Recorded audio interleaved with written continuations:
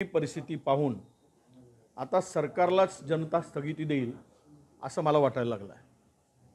काय चाललंय सावळा गोंधळ, काय ड्रामा चाललाय।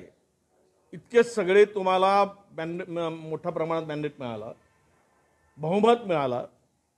तुम्ही हे सांगत होतात की स्वातंत्र्यानंतर एवढे कधीच मिळालं नाही।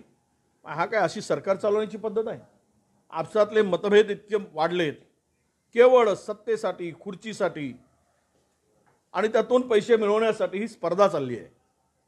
ही स्पर्धा महाराष्ट्राला शर्मेनं मला असं वाटतं की मान खाली घालावी अशा पद्धतीची स्पर्धा चाललेली आहे।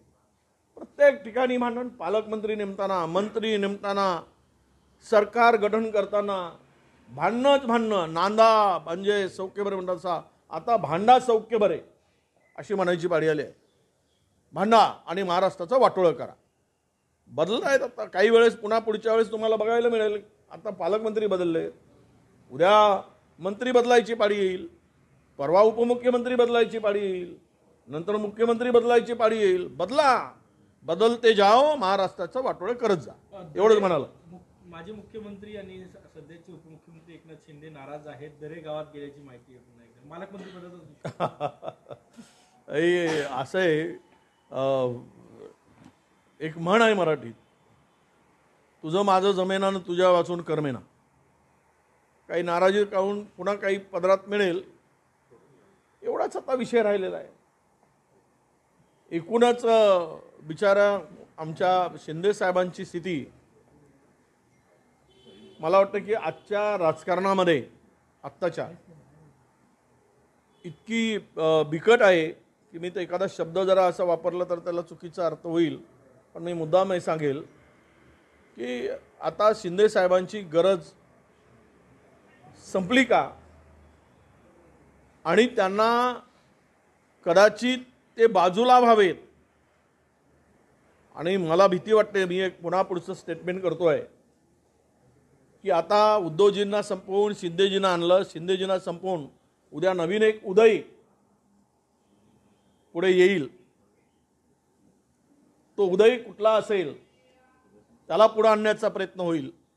ही सुद्धा स्थिती महाराष्ट्रात येईल शिवसेनेच्या बाबतीत। उदय सावंत म्हणायचं आहे का तुम्हाला? मला वाटतं की उद्याचा शिवसेनेचा नवा उदय तिसरा तो तुम्हाला दिसेल, ही शक्यता सुद्धा नाकारता येत नाही। कारण काही उदय दोनही डग्यावर हात मारू नये आणि बरोबर संबंध इतके सुंदर करून ठेवलेले आहे, ते उदयासाठीच आहे। पंकजाताईंनी आज बोलून दाखवले की बीड जिल्ह्याचं पालकमंत्रीपद जर मला मिळालं असतं तर अधिक आनंद झाला असता असं ते म्हणतात। हो, तर त्यामुळे अधिक दुःख करूही नये, कारण आता दुःख करून मिळणार तरी काय। ज्यांची महाराष्ट्रामध्ये सगळे एक ओबीसींची मतं घेऊन सत्तेवर आले, पण ओबीसीच्या नेत्यांना मात्र पद्धतशीरपणे एकेकाला नेतृत्वहीन करायचे प्रयत्न प्रामाणिकपणे भारतीय जनता पक्षाकडून सुरू आहे। पहाटेचा शपथविधी हे दादांना पक्षाबाहेर काढण्याचं षडयंत्र होतं असं धनंजय मुंडे म्हटलं। आम्ही म्हणत होतो म्हणे हात जोडून की दादांनी जाऊ नये भाजपसोबत। असं आहे, अंगावर आल्यावर सगळं आठवतं, त्यावेळेस का नाही आठवलं? पुढाकार कोणी घेतला? जाऊ नका म्हणून काय सांगत होते, गेले तेच ना पुढे। दादांच्या नंतर त्यांना सोबत देणारा पहिला माणूस तर मला त्यावेळेस धनंजयच दिसत होते। त्यामुळं आता बरं आहे, अंगावर आली, शेकून घेतली, देव आठवायला लागलेत, चुका आठवायला लागल्यात, लखलाबाय। अशोक चव्हाण असं म्हणतात की महायुती फुटणार आणि आगामी ज्या निवडणुका आहेत स्थानिक स्वराज्य संस्थांच्या त्यामध्ये महायुती काही एकत्र राहिलं असं वाटत नाही, त्यामुळे अशोक चव्हाणांच्या विधानाकडे तुम्ही कसं यावं? महायुती फुटणार, असं स्थानिक स्वराज्य संस्थांच्या निवडणुका एकत्र लढणार नाही। मलाही वाटतं की भारतीय जनता पक्ष ज्या पद्धतीनं आता शिंदेंच्या बरोबरचे काही मधुर संबंध लक्षात घेता पुढे त्यांना स्वतंत्र लढायचीच त्यांची तयारी आहे असं एकूण मला दिसते।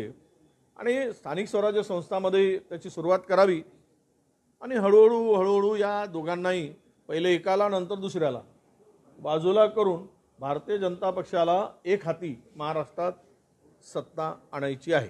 भाऊ, संभाजीनगरच्या सिल्लोडमध्ये सर्वाधिक बांगलादेशी रोजगार येतात असा आरोप किरीट सोमय्या यांनी केलेला आहे. म्हणजे भाजप आणि असते जाणारे या सिल्लोड- मला किरीट सोमय्याजींना आव्हान करतो मी की त्यावेळेस ते अब्दुल सत्तार मंत्री होते, त्यावेळेस तुमच्या मुखातून बांगलादेशी घुसखोर रोहिंगे का दिसले नाही आणि आत्ता का दिसत आहेत ते मंत्रिमंडळातून बाहेर गेल्यावर? त्यावेळेस तुम्ही का नाही बघितलं? तुमच्या पक्षाकडे मागच्या 7.5 वर्ष गृहमंत्रीपद आहे, तुम्ही ते बघायला पाहिजे, काढायला पाहिजे. कोण थांबवलंय तुम्हाला? परंतु त्यांना मंत्रिमंडळातून डावलल्यानंतर त्या मतदारसंघाचा विशेष उल्लेख करून मतदारसंघातील जनतेच्या मनात संभ्रम एक निर्माण करायचा. आता नवीन नवीन विषय भारतीय जनता पक्षाकडून उकरले जातात, त्यांचा धंदाच झालेला आहे तो. कारण त्यांना चैनच पडत नाही. मतांचं पोलरायझेशन करायसाठी मंदिर के नीचे मस्जिद ढूंढेंगे और आता महाराष्ट्रामध्ये ते रोहिंग्या ढूंढतायत. हे सगळंच चाललं आहे कारण लोकांच्या मूलभूत प्रश्न झाकले जावेत, लोकांचं मत डायव्हर्ट व्हावं आणि हक्काचं काही मागू नये यासाठी असल्या प्रकारचे धंदे महाराष्ट्रात राजरोस सुरू आहेत. काल परवा नितेश राणे म्हणाले की 56 कोकणातील जमिनी वक्फ बोर्डाने मागितल्या. माझ्या माहितीने मी माहिती मागितली, विचारलं मी की कुठली आहे,